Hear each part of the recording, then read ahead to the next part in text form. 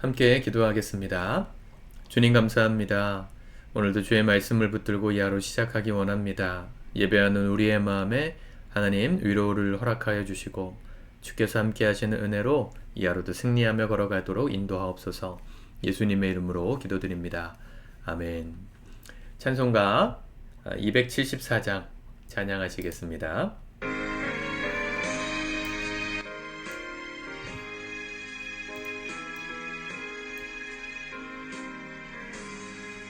나 행한 것 죄뿐이니 주 예수께 비옵기는 나의 몸과 나의 마음을 깨끗하게 하옵소서.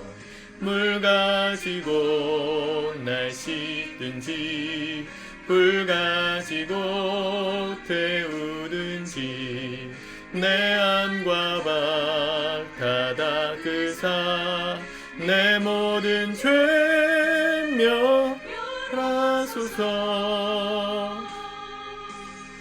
내 어두운 눈 밝히시니 참 기쁘고 고마우나 그보다 더 원하오니 정결한 마음 주옵소서.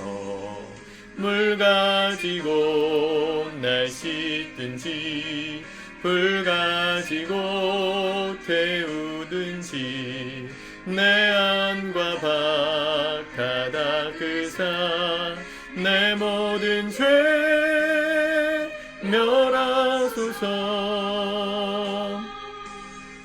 정결한 마음 그 속에서 신령한 빛 비추오니 이러한 마음 나 얻으면 눈까지도 밝으리라. 물 가지고 날 씻든지 불 가지고 태우든지 내 안과 밖 다 닦으사 내 모든 죄 멸하소서.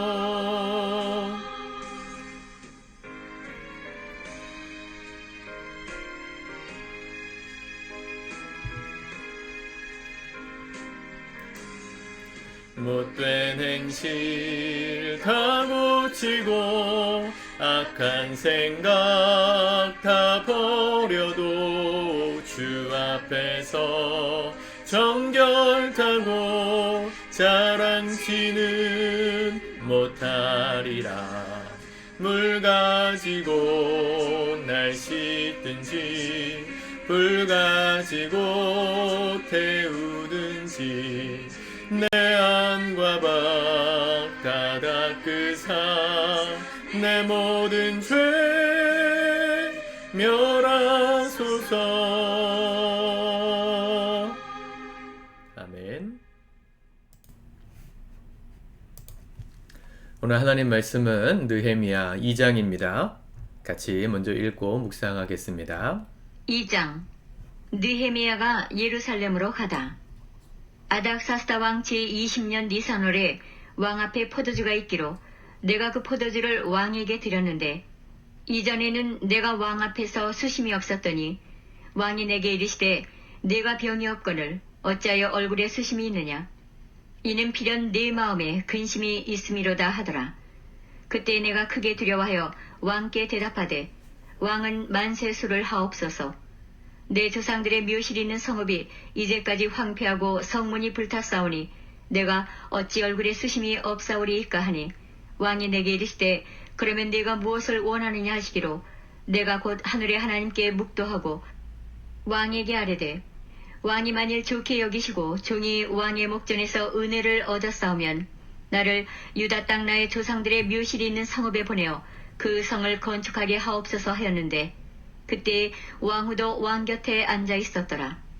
왕이 내게 이르시되 네가 몇 날에 다녀올 길이며 어느 때에 돌아오겠느냐 하고 왕이 나를 보내기를 좋게 여기시기로 내가 기한을 정하고 내가 또 왕에게 아뢰되 왕이 만일 좋게 여기시거든 강서쪽 총독들에게 내리시는 조서를 내게 주사 그들이 나를 용납하여 유다에 들어가기까지 통과하게 하시고 또 왕의 삼림 감독 아삽에게 조서를 내리사 그가 성전에 속한 영문의 문과 성곽과 내가 들어갈 집을 위하여 들보로 쓸 제목을 내게 주게 하옵소서 하매 내 하나님의 선한 손이 나를 도우심으로 왕이 허락하고 군대 장관과 마병을 보내어 나와 함께하게 하시기로 내가 강 서쪽에 있는 총독들에게 이르러 왕의 조서를 전하였더니 호른 사람 산발락과 종이었던 암몬 사람 도비아가 이스라엘 자손을 흥왕하게 하려는 사람이 왔다 함을 듣고 심히 근심하더라. 내가 예루살렘에 이르러 머무른 지 사흘 만에 내 하나님께서 예루살렘을 위해 무엇을 할 것인지 내 마음에 주신 것을 내가 아무에게도 말하지 아니하고 밤에 일어나 몇몇 사람과 함께 나갈새 내가 탄 짐승 외에는 다른 짐승이 없더라. 그 밤에 골짜기 문으로 나가서 용정으로 분문에 이르는 동안에 보니 예루살렘 성벽이 다 무너졌고 성문은 불탔더라. 앞으로 나아가 샘문과 왕의 모세에 이르러서는 탄 짐승이 지나갈 곳이 없는지라. 그 밤에 시내를 따라 올라가서 성벽을 살펴본 후에 돌아서 골짜기 문으로 들어와 돌아왔으나 방백들은 내가 어디 갔었으며 무엇을 하였는지 알지 못하였고 나도 그 일을 유다 사람들에게나 제사장들에게나 귀족들에게나 방백들에게나 그 외에 일하는 자들에게 알리지 아니하다가 후에 그들에게 이르기를 우리가 당한 공경은 너희도 보고 있는 바라.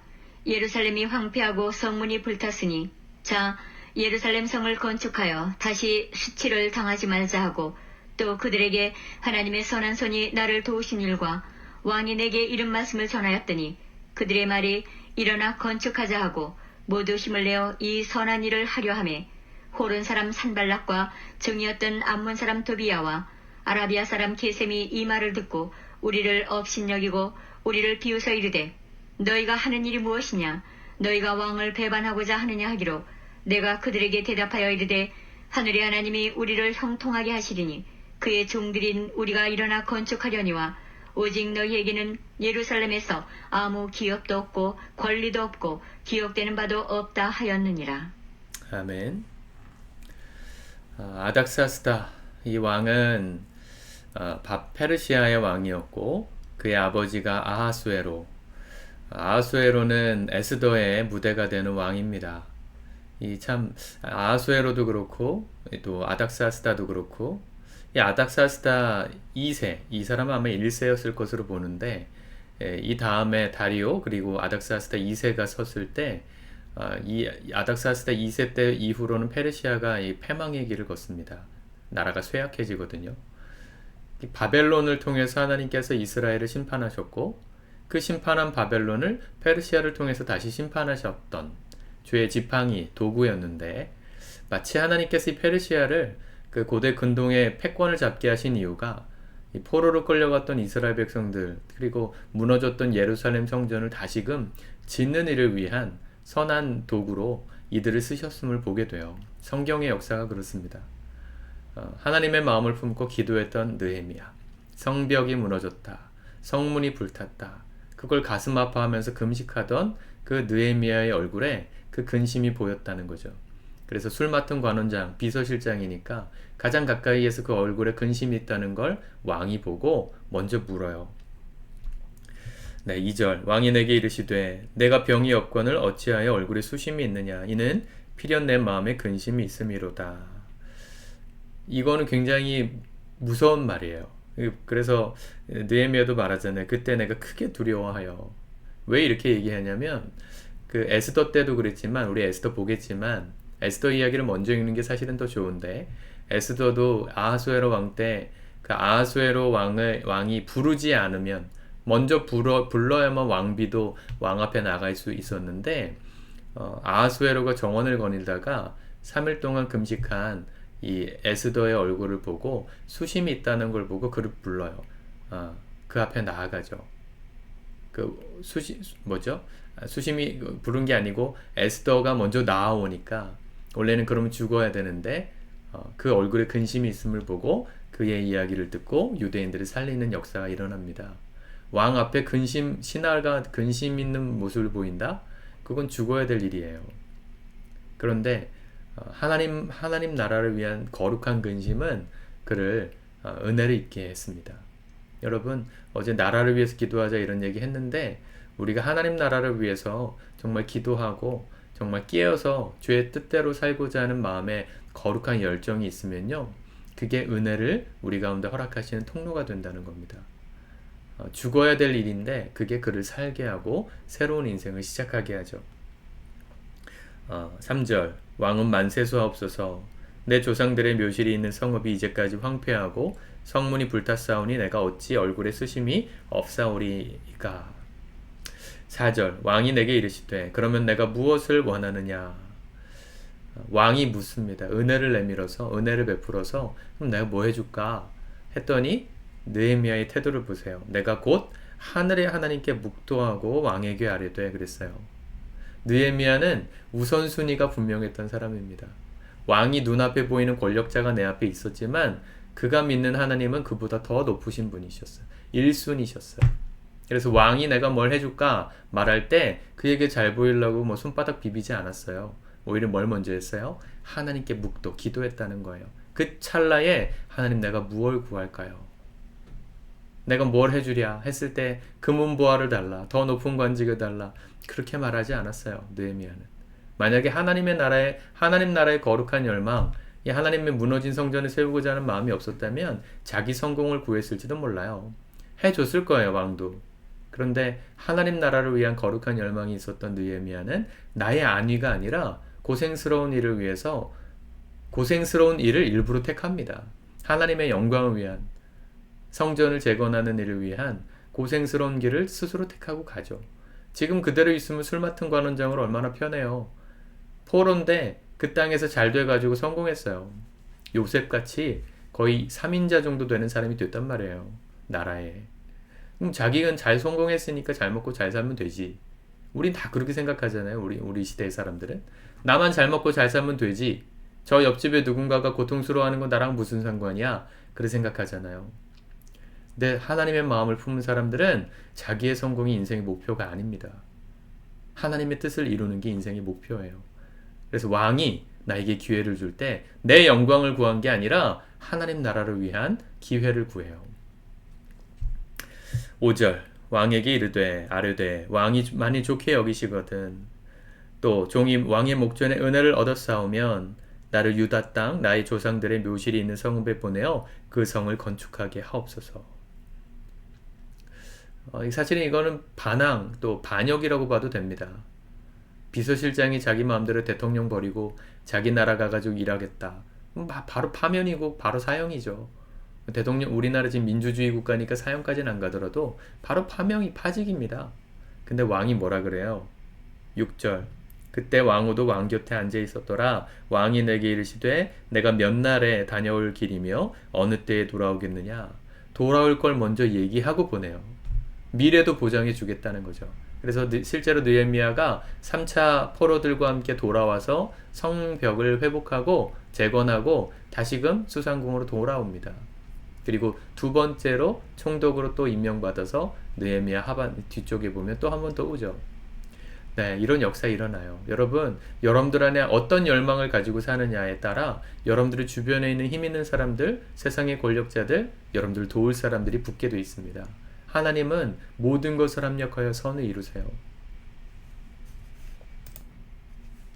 화면이 조금 늦게 따라와가지고 다시 카메라를 잡았는데 하나님 모든 것을 합력하여 선을 이루세요. 여러분 이렇게 왕의 조서를 가지고 또 제목 나무를 얻을 수 있는 또 그런 조서를 가지고 돌아온 느헤미야의 삶에 순탄한 길만 있었습니까? 아니잖아요. 대적자들이 또 있었잖아요. 누구 나옵니까? 19절에 보면 호론 사람 산발랏, 도비야, 게셈 이 사람들이 와가지고 성전 건축을 계속 방해해요. 네가 뭔데 여기서 성전을 재건하느냐 했더니 느헤미야가 하는 말을 들어보세요. 20절 내가 그들에게 대답하여 이르되 하늘의 하나님이 우리를 형통하게 하시리니 그의 종들인 우리가 일어나 건축하려니와 오직 너희에게는 예루살렘에서 아무 기업도 없고 권리도 없고 기억되는 바도 없다 하였느니라. 여기 에스라 때와 마찬가지로 하나님의 돕는 선한 손이라는 표현이 계속 나와요. 8절에도 보니까 네, 하나님의 선한 손이 나를 도우심에 왕이 허락하고 그랬어요. 하나님이 도와주셨어요. 하나님이 도와주신 일을 자기만 가진 게 아니라 사람들에게도 말합니다. 18절 또 그들에게 하나님의 선한 손이 나를 도우신 일과 왕이 내게 이런 말씀을 전하였더니 그들이 말이 일어나 건축하자 하고 모든 힘을 내어 이 선한 일을 하려 하매 하나님의 선한 손이 우리와 함께하고 계십니다. 대적자가 없다고 생각하지 마세요. 여러분들이 하나님의 뜻대로 살겠다고 고민하고 결단했다면 그 길에 대적자는 반드시 있어요. 문제의 대상인 그 사람이 나를 괴롭힐 수도 있고 문제를 풀어가는 과정에서 그걸 조롱하는 사람들이 있을 수도 있어요. 누가 그렇게 하겠어요? 하나님의 뜻이 이루어지면 안 되게 만들려는 마귀의 역사죠. 마귀는 하나님의 뜻이 이루어지는 걸 원하지 않아요. 내가 무너지든 주변 상황이 무너지든 무너뜨려서 하나님의 뜻이 무산되게 만들려는 게 마귀입니다.